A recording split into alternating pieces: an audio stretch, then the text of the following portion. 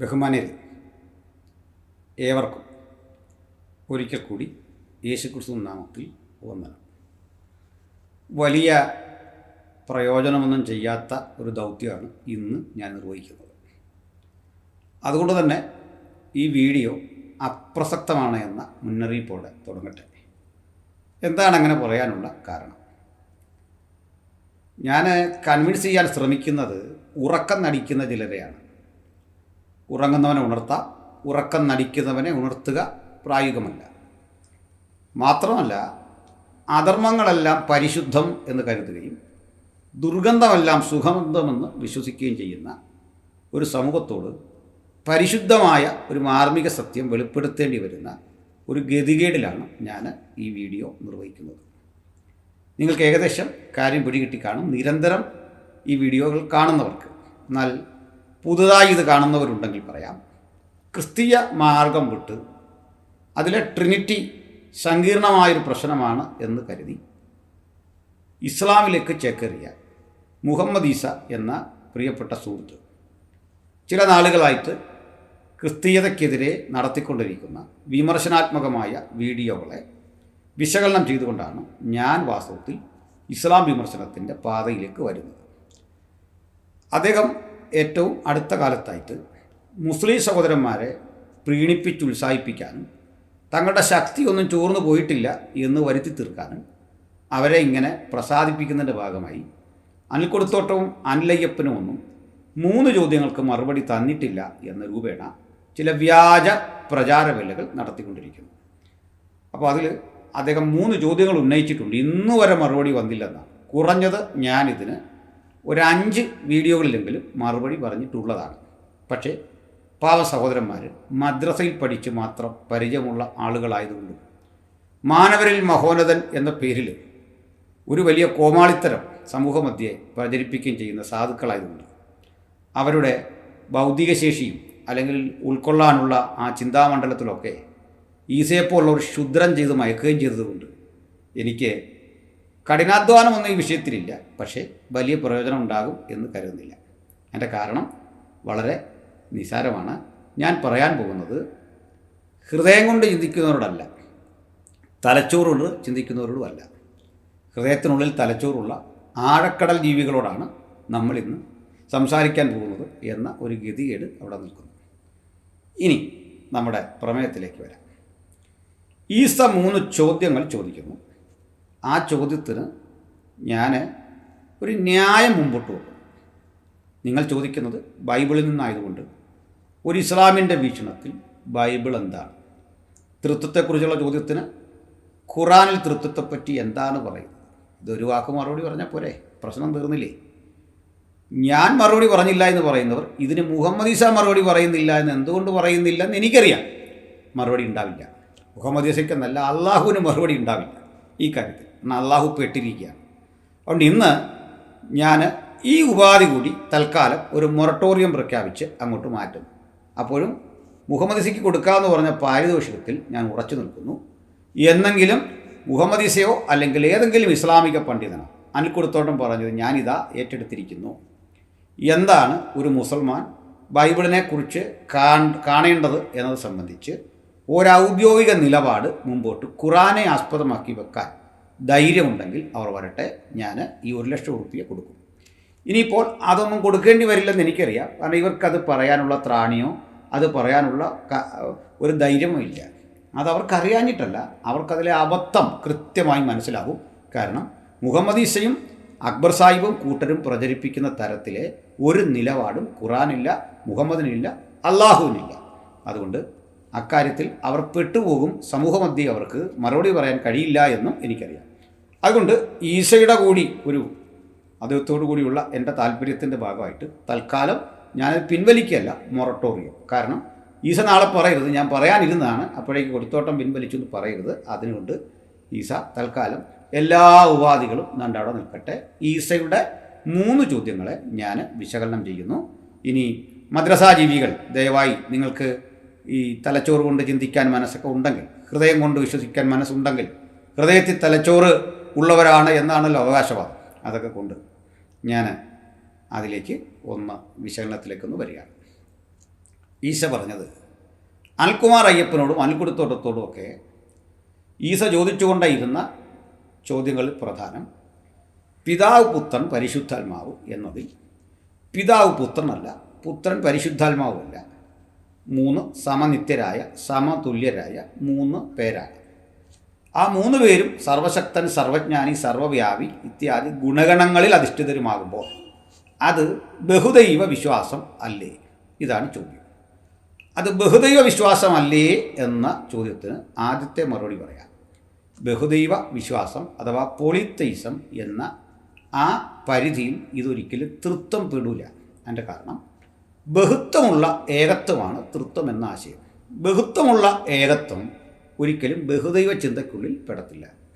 ബഹുദൈവ ചിന്തയിൽ ബഹുത്വമില്ല, ഏകത്വങ്ങളുടെ നിരവധി നിരവധി നിരവധി സങ്കലനങ്ങളാണ്. എന്നാൽ ഞങ്ങൾക്ക് ബഹുത്വമുള്ള ഏകത്വം, അതാണ് ട്രിനിറ്റി സംബന്ധിച്ചുള്ള കാഴ്ചപ്പാട്. അത് എബ്രായ ഭാഷയിലെ എഹാദ് എന്ന പദത്തിലൂടെയും അറബിയിലെ അഹദ് എന്ന പദത്തിലൂടെയും കൃത്യമായി വ്യാഖ്യാനിക്കപ്പെട്ടിട്ടുള്ള യാഥാർത്ഥ്യമാണ്. അഹദും വാഹിദുമൊക്കെ നിങ്ങളൊന്ന് പഠിച്ചു നോക്കുക, മുസ്ലിം സഹോദരന്മാർ തന്നെ പഠിച്ചു നോക്കുക. രണ്ടും രണ്ട് കാര്യങ്ങളാണ് എന്ന് കാണാൻ സാധിക്കും. എൻ്റെ വ്യവഹാര മേഖല അറബി അല്ലാത്തതുകൊണ്ട്, ഇത് രണ്ടും സെമിറ്റിക് ഭാഷകളായതുകൊണ്ടും ഈ എഹാദ് എന്ന പദവും യാഹീദ് എന്ന പദവും രണ്ടർത്ഥത്തിൽ ഉപയോഗിക്കുന്നതും ഒന്ന് അബ്സല്യൂട്ട് വണ്ണും മറ്റൊന്ന് കളക്റ്റീവ് വണ്ണുമാണ്. അപ്പോൾ ക്രൈസ്തവരെ സംബന്ധിച്ചോളം ദൈവം ഏകനാകുന്നു എന്ന ആ ചിന്തയുടെ ആധാരം പിതാവ് പുത്രൻ പരിശുദ്ധാത്മാവ് ആകുന്ന ഏകസത്യദൈവം, കളക്റ്റീവ് വൺ എന്ന ആശയമാണ്. രണ്ടാമത് അദ്ദേഹം ചോദിക്കുന്നത്, അദ്ദേഹത്തിൻ്റെ വീഡിയോയുടെ 8 മിനിറ്റ് മുതലുള്ള ഭാഗങ്ങൾ അദ്ദേഹം പറയുന്നത് പിതാവ് പുത്രൻ പരിശുദ്ധാത്മാവ് എന്ന് പറയുമ്പോൾ അതിലെ സുപ്രസക്തമായ ഒരു കാര്യം, പിതാവും പുത്രനും പരിശുദ്ധാത്മാവും, പിതാവ് സർവശക്തൻ, പുത്രൻ സർവശക്തൻ, പരിശുദ്ധാത്മാവ് സർവശക്തൻ. അപ്പോൾ 3 സർവശക്തന്മാരില്ലേ എന്ന ഒരു ചിന്തയാണ്. 3 സർവശക്തന്മാർ. 3 സർവശക്തന്മാർ എന്ന പ്രയോഗം കൊണ്ട് ഈസ മനസ്സിലാക്കിയിരിക്കുന്നത് എന്താണെന്ന് നമുക്ക് ആദ്യം നോക്കാം. ഈ സർവശക്തൻ എന്ന് പറയുന്ന ഒരു വ്യക്തിയല്ല, അതാണ് ആദ്യം പഠിക്കേണ്ടത്. സർവശക്തി എന്ന് പറയുന്നത് ഒരു ആളുടെ ക്വാളിറ്റിയാണ്, അല്ലെങ്കിൽ ആട്രിബ്യൂട്ട്സാണ്. അപ്പോൾ സർവശക്തി ഉള്ള പിതാവ്, അതേ സർവശക്തിയുള്ള പുത്രൻ, അതേ സർവശക്തിയാണ് പുത്രൻ, അതേ സർവശക്തിയുള്ളതാണ് പരിശുദ്ധാത്മാവ്. അപ്പോൾ എത്ര സർവശക്തരുണ്ട്? ഒരാളാണ് സർവശക്തൻ, ദൈവമാണ് സർവശക്തൻ. അപ്പോൾ പുത്രനെ വേറിട്ട് സർവശക്തൻ എന്ന് പറയാം. കാരണം പിതാവിലെ സർവശക്തിയാണ് പുത്രനിൽ, പുത്രനിലെ സർവശക്തിയാണ് പരിശുദ്ധാത്മാവിൽ. ഈ സർവശക്തി ഒന്നാണ്, അത് 3 പേരിലേക്ക് ഒരുപോലെ വിന്യസിക്കപ്പെട്ടിരിക്കുന്നു. അപ്പോൾ സർവശക്തി ഇങ്ങനെ വിന്യസിച്ചാൽ പിതാവിന് ഇത്ര ശതമാനം, പുത്രന് ഇത്ര ശതമാനം, പരിശുദ്ധാത്മാവിന് ഇത്ര ശതമാനം, അങ്ങനെ മാറൂലെന്ന് ഈ ഈസ തന്നെ മുമ്പൊരു വീഡിയോയിൽ പറഞ്ഞിട്ടുണ്ട്. ഞങ്ങൾ മറുപടി പറഞ്ഞില്ലെന്നൊക്കെ ചുമ്മാ പറയുന്നതല്ലേ, ആ ശതമാനക്കണക്കുള്ള വീഡിയോ നിങ്ങളൊന്ന് പരിശോധിച്ചാൽ മതി. ഞാനതിന് മറുപടിയും പറയും. കാരണം ഈസ 30% പിതാവിന്, 30% പുത്രന്, 30% പരിശുദ്ധാത്മാവിന് എന്ന് പറയുമ്പോൾ ഞങ്ങൾക്ക് അങ്ങനെയല്ല. ഈസയ്ക്ക് പറ്റിയ പിഴവ് എവിടെയാണ്? സർവശക്തി എന്ന് പറയുന്നത് അതിന് ഈക്വലായി മറ്റൊന്നും ശക്തിയില്ല. ആ സർവശക്തിയിൽ നിന്ന് എത്ര ഡിസ്ട്രിബ്യൂട്ട് ചെയ്താലും സർവശക്തിക്ക് ഭംഗം വരത്തില്ല. ഡിസ്ട്രിബ്യൂട്ട് ചെയ്തതും സർവശക്തിയാണ്, നിലവിലുള്ളതും സർവശക്തിയാണ്. എങ്കിലേ പൂർണ്ണത എന്ന് പറയാൻ പറ്റും. അപ്പോൾ പൂർണ്ണമായതെന്ത് എന്ന് ചോദിച്ചാൽ, ഒരു പൂർണ്ണതയ്ക്കുള്ളിൽ നിന്ന് എന്തെടുത്തു മാറ്റുന്നുവോ അത് പൂർണ്ണമാണ്. പൂർണ്ണതയ്ക്കുള്ളിൽ നിന്ന് എടുത്തു മാറ്റിയാലും അവശേഷിക്കുന്നതെന്തോ അതും പൂർണ്ണമാണ്. എങ്കിലേ സർവ എന്ന പദത്തിന് അർത്ഥമുള്ളൂ. അപ്പോൾ പിതാവിലും പുത്രനിലും പരിശുദ്ധാത്മാവിലുമായി സർവശക്തി ഒന്നാണ്. ഈ ക്വാളിറ്റികളെല്ലാം ഒന്നാണ്. അപ്പോൾ അടുത്തൊരു ചോദ്യം, പിതാവ് പുത്രനുമല്ല, പുത്രൻ പരിശുദ്ധാത്മാവും അല്ലെങ്കിൽ 3 ദൈവങ്ങളുണ്ടോ? ഇല്ല. മുമ്പേ പറഞ്ഞ എൻ്റെ വേറൊരു രീതിയിൽ ചോദിച്ചെന്നേ ഉള്ളൂ. അതെങ്ങനെ അങ്ങനെ വരുന്നേ? പറയാം. ദൈവം ഏകനാകുന്നു. ആ ഏക ദൈവം പിതാവ് പുത്രൻ പരിശുദ്ധാത്മാവ് എന്നിങ്ങനെ 3 വ്യത്യസ്ത വ്യക്തികളായി നിൽക്കുന്നു എന്നതാണ് ട്രിനിറ്റി. അങ്ങനെയെങ്കിൽ എങ്ങനെയാണ് ഒരു ദൈവത്തിന് 3 പേരായി നിൽക്കാൻ സാധിക്കുക? സാധിക്കും. ഞങ്ങളുടെ ദൈവം സർവശക്തനായതുകൊണ്ട് അങ്ങനെ നിൽക്കാൻ സാധിക്കും. അത് അങ്ങേപ്പോൾ ഒരാൾക്ക് മനസ്സിലാകാത്തത് അള്ളാഹു സർവശക്തനല്ല. കാരണം അള്ളാഹു എന്തെങ്കിലും ചെയ്യണമെങ്കിൽ മുഹമ്മദിനോട് ആലോചിക്കും. ചില കാര്യങ്ങൾ അങ്ങനെയാണ്, കല്യാണ കാര്യമൊക്കെയാണ്. അപ്പോൾ അത് മുഹമ്മദിനോട് ആലോചിക്കും. അല്ലാതെ വലിയ ഗൗരവമുള്ള കാര്യമൊന്നും അള്ളാഹു ചെയ്തിട്ടില്ലല്ലോ. അപ്പോൾ ദൈവം സർവശക്തനായതുകൊണ്ട് പിതാവും പുത്രനും പരിശുദ്ധാത്മാവുമായി നിൽക്കാൻ, ഒരു ദൈവത്തിന് 3 വ്യക്തികളായി നിൽക്കാൻ ഒരു തടസ്സവുമില്ലെന്നാണ് ക്രിസ്തീയ വിശ്വാസം. നിങ്ങൾക്കങ്ങനെ തോന്നുന്നത് നിങ്ങളുടെ ദൈവം സർവശക്തനല്ല. സർവശക്തന് മനുഷ്യനാകാൻ പറ്റുമെന്ന് പണ്ടൊരു ചോദ്യമുണ്ടല്ലോ. പറ്റും. ഞങ്ങളുടെ ദൈവം സർവശക്തനായിട്ടും മനുഷ്യനല്ല, അമീബയാകാൻ പറ്റുമെന്ന്. കാരണം ഒരു ഇൻഫിനിറ്റിന് എത്ര കണ്ടും താഴേക്ക് വ്യതിയാനപ്പെടാം, ഒരു പ്രശ്നം അവിടെ ഇല്ല. അങ്ങനെയെങ്കിൽ ഒരു ദൈവത്തിന് 3 പേഴ്സൺസ് ആകാൻ പറ്റുമോ? ഒരു പ്രശ്നം അക്കാര്യത്തിലില്ല. അതാണ് ക്രൈസ്തവ വിശ്വാസം. ഇനി ഞാൻ നിങ്ങളുടെ രണ്ടാമത്തെ ചോദ്യത്തെ അഡ്രസ്സ് ചെയ്യാം. അതെന്താണ്? യേശുക്രിസ്തു പഴയ നിയമത്തിൽ കാണുന്ന യഹോവ തന്നെയാണോ? അത് രണ്ടും ഒരാളാണ്? ഇതാണ് ചോദ്യം. പഴയ നിയമത്തിൽ പിതാവിനെ ഏറിയ ഭാഗത്തും യഹോവ എന്ന് വിളിച്ചു, പുത്രനെ യഹോവ എന്ന് വിളിച്ചു, പരിശുദ്ധാത്മാവിനെ യഹോവ എന്ന് വിളിച്ചു. 3 പേരെയും വിളിക്കാം. അപ്പോൾ പഴയ നിയമത്തിൽ കണ്ട കാര്യാദികൾക്ക്, അവിടുത്തെ ആക്ടിവിറ്റികൾക്ക് ദൈവത്തിൻ്റെ ഉത്തരവാദിത്വം യഹോവ എന്ന പേരുള്ള പുത്രന് ബാധകമാണോ? ബാധകമാണ്. ആരാ പറഞ്ഞല്ലെന്ന്? എന്നാൽ പഴയ നിയമത്തിലെ സംഭവ വികാസങ്ങൾ അതിൽ ദൈവത്തിൻ്റെ അപ്രൂവൽ ഉള്ളതുകൊണ്ട് മനുഷ്യൻ തനിച്ച് ചെയ്തതുണ്ട്. അവയെ വേറിട്ട് കാണേണ്ടതാണ്, വ്യത്യസ്തതയോടെ കാണേണ്ടതാണ്. നിങ്ങൾ ഒന്ന് മനസ്സിലാക്കുക. യഹോവ എന്ന് പറയുന്ന പിതാവായ ദൈവം, അതുപോലെ യേശുക്രിസ്തു എന്ന യഹോശുവ, യാഹുവയുടെ യാഹുവയാണ് യഹോശുവ അല്ലെങ്കിൽ യേശുക്രിസ്തു. ഇനി യാഹുവയുടെ റൂഹയാണ് പരിശുദ്ധാത്മാവ്. 3 പേർക്കും യഹോവ എന്ന് വിളിപ്പേരുണ്ട്. അത് സന്ദർഭം നോക്കിയാണ് പിതാവാണോ പുത്രനാണോ പരിശുദ്ധാത്മാവാണോ എന്ന് കാണേണ്ടത്. അങ്ങനെയെങ്കിൽ അമാലേക്കൈറ്റ്സിനെ കൊല്ലുന്നതുൾപ്പെടെയുള്ള നിരവധി സംഭവങ്ങൾ ബൈബിളിൽ ഇല്ലേ? ഇതിന് യേശുക്രിസ്തുവിന് റെസ്പോൺസിബിലിറ്റി ഉണ്ട്, ദൈവം ഒന്നില്ലേ? തീർച്ചയായിട്ടും. എന്നാൽ എവിടെയാണ് നമുക്ക് അക്കാര്യത്തിൽ മുഹമ്മദിൽ നിന്നും അള്ളാഹുടെ കൊലയിൽ നിന്നും അല്ലെങ്കിൽ മുഹമ്മദിൻ്റെ അതിക്രമങ്ങളിൽ നിന്നൊക്കെ ഇത് വ്യത്യാസമായിരിക്കുന്നത് എന്നൊരു ചോദ്യം ചോദിച്ചാൽ, ഒരു മനുഷ്യൻ എന്തായിരിക്കണം എന്നതിന് മാതൃകായോഗ്യനായി ദൈവം ജഡത്തിൽ വെളിപ്പെട്ട യേശുക്രിസ്തു എന്ന 33 വയസ്സ് വരെ ജീവിച്ചിരുന്ന ആ മഹാനുഭവൻ്റെ ജീവിതത്തിൽ ഇത്തരം കാര്യങ്ങളില്ല എന്ന് യേശുവിൻ്റെ മനുഷ്യത്വത്തെ ആധാരമാക്കിയാണ് ഞങ്ങൾ ചർച്ച ചെയ്തിട്ടുള്ളത്. ദൈവത്തിന് തൻ്റെ സർവാധികാരത്തിൽ ഇത്തരത്തിലുള്ള ഏതൊരാളെയും പിൻവലിക്കാം. ഇനി അമാലേക്കൈറ്റ്സിൻ്റെ അടുത്ത് വരെ പോകണ്ട. കർത്താവ് സത്യദൈവം ഇന്നും മനുഷ്യരെ കൊന്നിട്ടുണ്ട്. സർവശക്തന് ഒരാളെ അവൻ്റെ ഇഷ്ടം പോലെ പിൻവലിക്കാം. ഇതാണ് ഞങ്ങളുടെ വീക്ഷണം. ഇനി പിതാവിനെ യഹോവ എന്ന് വിളിച്ചിട്ടുണ്ട്, പുത്രനെ യഹോവ എന്ന് വിളിച്ചിട്ടുണ്ട്, പരിശുദ്ധാത്മാവിനെ യാഹ്വയുടെ റൂഹ എന്ന് വിളിച്ചിട്ടുണ്ട്. ആ ഉത്തരവും പൂർണ്ണമാണ്. അവിടെ നിർത്തുന്നു. 3ാമത്തെ ഉത്തരം കൂടി പറഞ്ഞ് ഞാൻ ഈ വീഡിയോ അവസാനിപ്പിക്കാം. 1ാമത്തെ ചോദ്യം എന്താ? വിശുദ്ധ പൗലുസിനെ പറ്റിയാണ് ഇവരുടെ അടുത്ത ആക്ഷേപം. പൗലുസിനെ യെരുസലേമിലെ സഭ അംഗീകരിച്ചിട്ടുണ്ട്, അല്ലെങ്കിൽ അവർ തമ്മിലൊരു ക്ലാഷായിരുന്നില്ലേ? പൗലുസ് അദ്ദേഹത്തിൻ്റെ ജീവിതത്തിൻ്റെ ആദ്യഘട്ടങ്ങളിൽ അല്പം യഹൂദ ചിന്തകളെ പിൻഗമിച്ചിട്ടില്ലേ? പിന്നീടല്ലേ അദ്ദേഹം മാറിയത്? യെരുസലേമിലെ സഭ കറക്റ്റ് ഒരു ജൂവിഷ് സ്വഭാവത്തിൽ തുടർന്നില്ലേ? ഇതാണ് ചോദ്യം. ആ ചോദ്യത്തിൽ കുറേ ശരിയുണ്ട്. ആ ശരി എന്തെന്ന് ആദ്യം പറയാം. യെരുസലേമിലെ സഭ കുറേ നാൾ ഒരു ജൂത സ്വഭാവത്തിൽ പോയിരുന്നു. ആ ജൂത സ്വഭാവം ചില സംസ്കാരങ്ങളുമായി ബന്ധപ്പെട്ട് ആ സംസ്കാരങ്ങൾ ജൂത സംസ്കാരത്തെ പുറമേ നിന്ന് വരുന്നവരിൽ കൂടി അടിച്ചേൽപ്പിക്കാൻ തുനിഞ്ഞപ്പോൾ അത്തരം ജാതികളും യഹൂദസഭയും തമ്മിൽ നല്ല സാംസ്കാരിക സംഘട്ടനമായി. പല വിഷയങ്ങളിൽ അത് കാണാം. ഇത്തരം പ്രശ്നങ്ങൾ നിലനിൽക്കുമ്പോൾ നമുക്ക് വിധി പറയേണ്ടത് ആരാണ്? ആ വിധി പറയേണ്ടത് യേശുവാക്കി വെച്ച അപ്പോസ്തലന്മാരാണ്. ആ അപ്പോസ്തലന്മാർ വിധി പറയുന്നത് ചില വിഷയങ്ങളിൽ നമുക്ക് അപ്പോസ്തല പ്രവൃത്തി 15-ാം അധ്യായത്തിൽ തന്നെ കാണാൻ സാധിക്കുന്നുണ്ട്. അപ്പോൾ ആ വിധി മുതൽ അത് തുടരുകയാണ്. പിന്നെ അതിനകത്ത് പരിശുദ്ധാത്മ സാന്നിധ്യം തേടിക്കൊണ്ട് ഉത്തരം കണ്ടെത്തുകയാണ് പിൽക്കാല സഭ ചെയ്യുന്നത്. അപ്പോൾ അത് നമുക്ക് പൗലോസിനോടുള്ള ബന്ധത്തിൽ ഇദ്ദേഹത്തിൻ്റെ ചോദ്യത്തിൻ്റെ അടിസ്ഥാനത്തിൽ ഒന്ന് വിശകലനം ചെയ്യാം. ഒന്നാമതായിട്ട് പൗലോസിനെ എങ്ങനെയാണ് ഈ ഘട്ടത്തിൽ നമ്മൾ വിശകലനത്തിലെടുക്കേണ്ടെന്നറിയട്ടെ. അദ്ദേഹത്തിന് മാനസാന്തരം വരുന്ന അപ്പോസ്തല പ്രവൃത്തി 9-ാം അധ്യായത്തിൽ നിങ്ങൾ പരിശോധിച്ചാൽ അതിൻ്റെ 19 മുതൽ 22 വരെയുള്ള വേദഭാഗങ്ങളിലേക്ക് ഞാൻ നിങ്ങളുടെ ശ്രദ്ധയെ ക്ഷണിക്കുന്നു. അവൻ ദമസ്കോസിലുള്ള ശിഷ്യന്മാരുടെ കൂടെ കുറേ നാൾ പാർത്തു. യേശു തന്നെ ദൈവപുത്രനെന്ന് പള്ളികളിൽ പ്രസംഗിച്ചു. കേട്ടവരെല്ലാവരും വിസ്മയിച്ചു.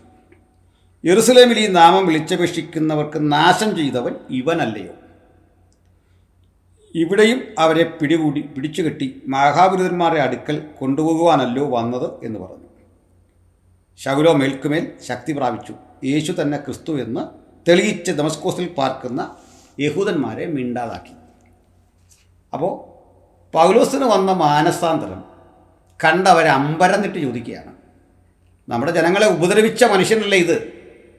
നമ്മളെ പിടിച്ചു കെട്ടി വീണ്ടും മഹാപുരോഹിതൻ്റെ അരികിൽ കൊണ്ടുവരാൻ ഒരു സ്പൈ വർക്കിന് വന്നായിരിക്കുമോ ഇവൻ? അത്ഭുതപ്പെടുകയാണ് അവർ. ഇനിയും ഇതേ പുസ്തകം 9-ാം അധ്യായം 26 മുതൽ 28 വരെയുള്ള വാക്യങ്ങളും പരിശോധിക്കാം. അവൻ യെരുസലേമിൽ എത്തിയാറെ ശിഷ്യന്മാരോട് ചേരുവാൻ ശ്രമിച്ചു. എന്നാൽ അവനൊരു ശിഷ്യനെന്ന് വിശ്വസിക്കാതെ എല്ലാവരും അവനെ പേടിച്ചു. ബർന്നബാസോ അവനെ കൂട്ടി അപ്പോസ്തലന്മാരുടെ അടുക്കൽ കൊണ്ടുവന്നു. അവൻ വഴിയിൽ വെച്ച് കർത്താവിനെ കണ്ടതും കർത്താവ് അവനോട് സംസാരിച്ചതും ദമസ്കോസിൽ അവൻ യേശുവിൻ്റെ നാമത്തിൽ പ്രാഗൽഭ്യത്തോടെ പ്രസംഗിച്ചതുമെല്ലാം അവരോട് വിവരിച്ചു പറഞ്ഞു. പിന്നെ അവൻ യെരുശലേമിൽ അവരുമായി പെരുമാറുകയും കർത്താവിൻ്റെ നാമത്തിൽ പ്രാഗൽഭ്യത്തോടെ പ്രസംഗിക്കുകയും ചെയ്തു. ഈ ജനങ്ങളെ തെറ്റിദ്ധരിപ്പിക്കുന്നത് എങ്ങനെയാണെന്ന് മനസ്സിലായില്ലേ? ബൈബിളൊക്കെ ഉദ്ധരിച്ചിട്ടാണ് ഈ മഹാൻ പറയുന്നത്. ഇത് രണ്ടിൻ്റെ 2 വഴിക്കാണ്. ആദ്യം ഭയപ്പെട്ട മനുഷ്യരെ ബർന്നബാസ് എന്ന മനുഷ്യൻ തമ്മിൽ യോജിപ്പിച്ച് സമരസപ്പെടുത്തിക്കൊണ്ട് പ്രാഗൽഭ്യത്തോടെ പ്രസംഗിക്കുന്ന അദ്ദേഹത്തിൻ്റെ വാക്കുകൾ കേട്ട് അവർ ദൈവത്തെ സ്തുതിച്ചു പോന്നു. ഇതാണ് വചനം പറയുന്നത്.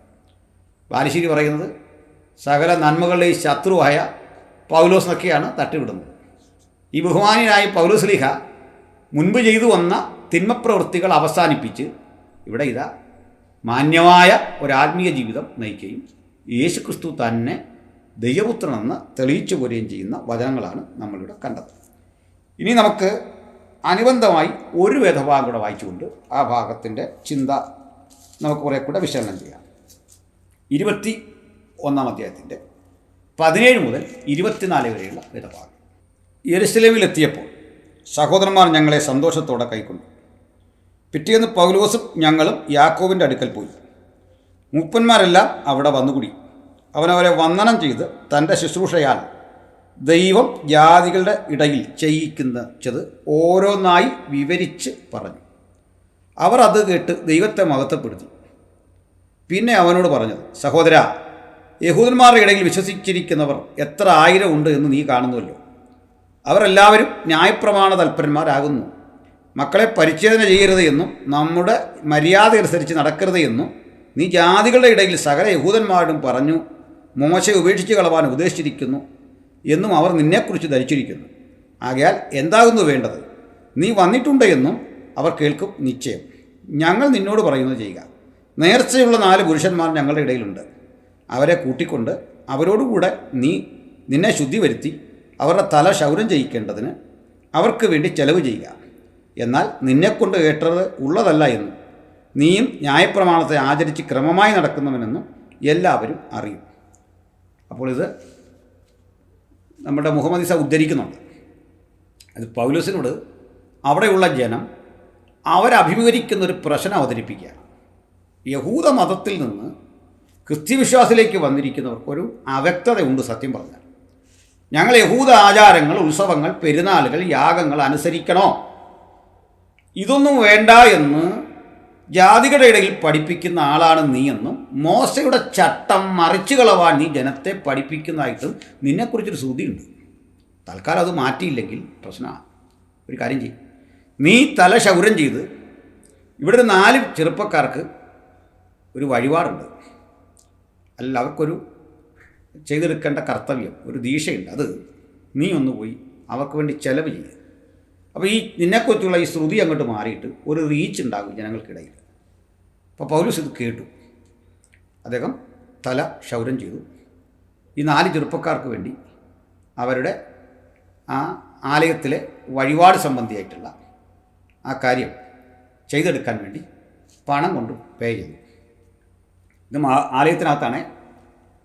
അപ്പോൾ 7 ദിവസത്തോളം അവിടെ പാർക്കുമ്പോൾ ആസയിൽ യഹൂദന്മാർ വന്നിട്ട് ഈ ആളിനെ കണ്ട് തിരിച്ചറിഞ്ഞ് അവിടെ വലിയ പ്രക്ഷോഭത്തിലാണ് തീരുന്നത്.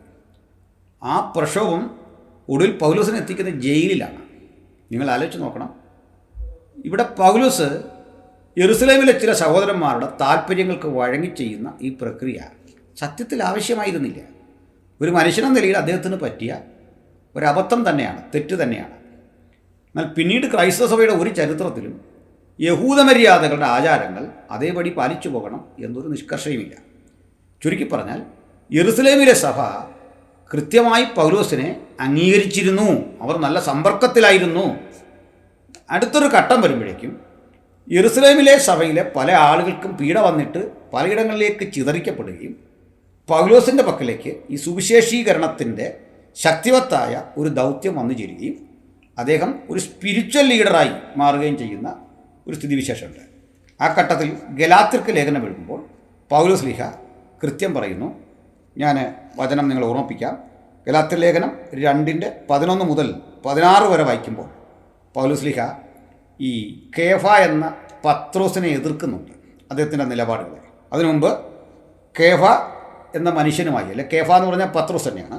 ഗലാത്യർ 1:18 മുതൽ 24 വരെ. ഗലാത്യർ 1:18 മുതൽ 20. 3 ആണ്ട് കഴിഞ്ഞിട്ട് കേഫാവുമായി മുഖപരിചയമാകേണ്ടതിന് യെരുസലേമിലേക്ക് പോയി. 15 ദിവസം അവനോട് കൂടെ പാർത്തു. എന്നാൽ കർത്താവിൻ്റെ സഹോദരന്മാരായ യാക്കോബിനെ അല്ലാതെ അപ്പോസ്തലന്മാരിൽ വേറൊരുത്തനെയും കണ്ടില്ല. ഞാൻ നിങ്ങൾക്ക് എഴുതുന്നത് ഫോഷ്കല്ല എന്നതിന് ദൈവസാക്ഷി. പിന്നെ ഞാൻ സിറിയ, കിലിക്കിയ ദിക്കുകളിലേക്ക് പോയി. യഹൂദയിലെ ക്രിസ്തുസഭകൾക്കോ ഞാൻ മുഖപരിചയമില്ലാത്തവനായിരുന്നു. മുമ്പേ നമ്മെ ഉപദ്രവിച്ചവൻ താൻ മുമ്പേ മുടിച്ച വിശ്വാസത്തെ ഇപ്പോൾ പ്രസംഗിക്കുന്നു എന്ന് മാത്രം കേട്ട് അവർ എന്നെ ചൊല്ലി ദൈവത്തെ മഹത്വപ്പെടുത്തി. ഇത് ഈസ വായിച്ചിട്ടില്ല. ഇതൊന്നും 15 ദിവസം പത്രോസും പൗലോസും ഒന്നിച്ചു പാർത്തു. ഇപ്പോൾ ഇവർ 2 വഴിക്കാണെങ്കിൽ എങ്ങനെയാണ് സാധിക്കുക? അഭിപ്രായ വ്യത്യാസമാണ് പറയുന്നത്. ആ അഭിപ്രായ വ്യത്യാസം ഇവർ തമ്മിൽ പറഞ്ഞാൽ അത് സുന്നീഷിയ കലാപം പോലെയാണെന്നാണോ നിങ്ങൾ ധരിച്ചേ? അല്ലെങ്കിൽ താങ്കളും ഹാരിസ് മദനിയും പോലെയാണെന്നാണ് ധരിച്ചേ? ഇതങ്ങനെയല്ല. ഒരു ഡിബേറ്റിന് ഹാരിസ് മദനിയും പ്രിയപ്പെട്ട ഈസായും കൂടെ ഒന്നിച്ചു വന്ന് സിജോയുടെ ഒരു ചോദ്യത്തിൻ്റെ മുമ്പിൽ ആകപ്പാടെ പതറി വിയർത്ത് വെളുത്തുപോയി നമ്മൾ കണ്ടതാണ്. അപ്പോൾ അതുകൊണ്ട് പൗലോസും പത്രോസും തമ്മിലുള്ള ആത്മബന്ധം 15 ദിവസം അവർ ഒന്നിച്ചു പാർത്തുന്ന് മനസ്സിലായില്ലേ? ഇനിയുണ്ട് പത്രോസിൻ്റെ ചില നിലപാടുകളോട്. അതായത് യഹൂദനായ പത്രോസ് ജാതികളുടെ ഇടയിൽ പോയിട്ട് ശുശ്രൂഷിച്ചപ്പോൾ അവിടുന്ന് ഭക്ഷണമൊക്കെ കഴിച്ചു. തിരിച്ച് യഹൂദന്മാരുടെ നാട്ടിൽ വന്നപ്പോഴേക്ക് നിലപാട് മാറ്റി. കാരണം ചില അന്നത്തെ യാഥാസ്ഥിതിക മനസ്സിൻ്റെ ഒരു പ്രതിഫലനമാണ്. പൗലോസ് അങ്ങനെ നേരിട്ടു എന്ന് ഞാൻ നിങ്ങളെ വായിച്ചു കേൾപ്പിക്കാം. ഗലാത്യർ 2:11 മുതൽ 16 വരെ. എന്നാൽ കേഫാവ് അന്ത്യോക്യയിൽ വന്നാറെ അവനെ കുറ്റം കാണിക്കാൻ ഞാൻ അഭിമുഖമായി അവനോട് എതിർത്തു നിന്നു. യാക്കോബിൻ്റെ അടുക്കൽ നിന്ന് ചിലർ വരും മുമ്പേ അവൻ ജാതികളോടുകൂടെ തിന്നു പോന്നു. അവൻ വന്നപ്പോഴോ അവർ പരിച്ഛേദനക്കാരെ ഭയപ്പെട്ട് പിൻവാങ്ങി പിരിഞ്ഞു നിന്നു. ശേഷം യഹൂദന്മാരും അവനോടുകൂടെ കപടം കാണിച്ചതുകൊണ്ട് ബർന്നബാസും അവരുടെ കപടത്താൽ തെറ്റിപ്പോകാൻ ഇടവന്നു. ഇതൊക്കെ ബൈബിളിൻ്റെ ഏറ്റവും മാന്യമായൊരു നിലപാടല്ലേ? ഒരു മുസ്ലിം കുറ്റം ചെയ്ത് മറ്റൊരു മുസ്ലിമിൻ്റെ മുമ്പിൽ കണ്ടാൽ കുറ്റം മറച്ചു വെക്കണം. പക്ഷേ ഇത് അങ്ങനെയല്ല. ഇത് വലിയ പുള്ളി ഇത് കുറ്റം ചെയ്താലും കൈക്ക് കൈ ചോദിക്കുന്ന ഒരു നിലപാടാണ് ബൈബിളിലുള്ളത്. ഇത്രയും അന്തസ്സുള്ളൊരു കാര്യം നിങ്ങൾക്ക് കാണിച്ചു തരാൻ പറ്റുമോ നിങ്ങളുടെ കൂടെ? അല്ല, നിങ്ങളൊന്നും ഞാൻ ചോദിച്ചോന്നേ ഉള്ളൂ, പറ്റില്ലെന്ന് എനിക്കറിയാം. അബദ്ധം പറ്റുമ്പോഴൊക്കെ ആയത്തിറക്കി മഹോന്നതിൻ്റെ കുസൃതികളെ പ്രോത്സാഹിപ്പിക്കുക. തഹരീം എന്ന് പറഞ്ഞ അധ്യായത്തിന് ഹാരിസ് മദനി നൽകിയിട്ടുള്ള ഒരു വിശദീകരണമോ എൻ്റെ അടുത്ത വീഡിയോയിൽ അത് വരും. മനസ്സിലായില്ലേ? അനാശാസ്യങ്ങളും വൃത്തികേടുകളും സംഭവിക്കുമ്പോഴൊക്കെ ആയത്തിറക്കി അതിനെ സംരക്ഷിക്കുന്ന നിലപാടല്ല ബൈബിളിൻ്റെത്. ദാവീദ് തെറ്റ് ചെയ്താലും മുഖത്ത് ചൂണ്ടി കൈ ചൂണ്ടി പറയുന്ന ആത്മാഭിമാനത്തിൻ്റെ ഗ്രന്ഥമാണ് ഞങ്ങളുടെ പക്കലുള്ളത്. മനസ്സിലായില്ലേ? അപ്പോൾ അത് പത്രോസും പൗലോസും തമ്മിലുള്ള അഭിപ്രായ ഭിന്നത നിൽക്കുന്നുണ്ട്. അവർ തമ്മിൽ ആത്മബന്ധമുണ്ട്. ഒടുവിൽ ഒരു കാര്യം കൂടി പറഞ്ഞ് നിർത്താം. പത്രോസ് എങ്ങനെയാണ് ഈ പൗലോസിൻ്റെ ലേഖനങ്ങളെ കണ്ടത് എന്നത് സംബന്ധിച്ച് 2 പത്രോസ് 3:15 നമുക്കൊന്ന് വായിക്കാം. 2 പത്രോസ്. അങ്ങനെ തന്നെ നമ്മുടെ പ്രിയ സഹോദരനായ പൗലോസും തനിക്ക് ലഭിച്ച ജ്ഞാനത്തിന് തക്കവണ്ണം നിങ്ങൾക്കിതിനെക്കുറിച്ച് സംസാരിക്കുന്ന സകല ലേഖനങ്ങളിലും എഴുതിയിട്ടുണ്ടല്ലോ. അവയിൽ ഗ്രഹിപ്പാൻ പ്രയാസമുള്ളത് ചിലതുണ്ട്. അറിവില്ലാത്തവരും അസ്ഥിരന്മാരുമായവർ ശേഷം തിരുവെഴുത്തുകളെപ്പോലെ അതും തങ്ങളുടെ നാശത്തിനായി കൂട്ടിക്കളയും.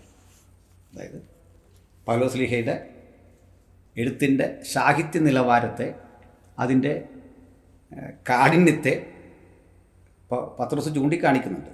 അപ്പോൾ തന്നെ പറയാണ്, തൻ്റെ ഇതേക്കുറിച്ച് എഴുതിയ പല ലേഖനങ്ങളിലും വളരെ ഗൗരവത്തോടെ പൗലോസ് ഇത് തർജ്ജനം ചെയ്തിട്ടുണ്ട്.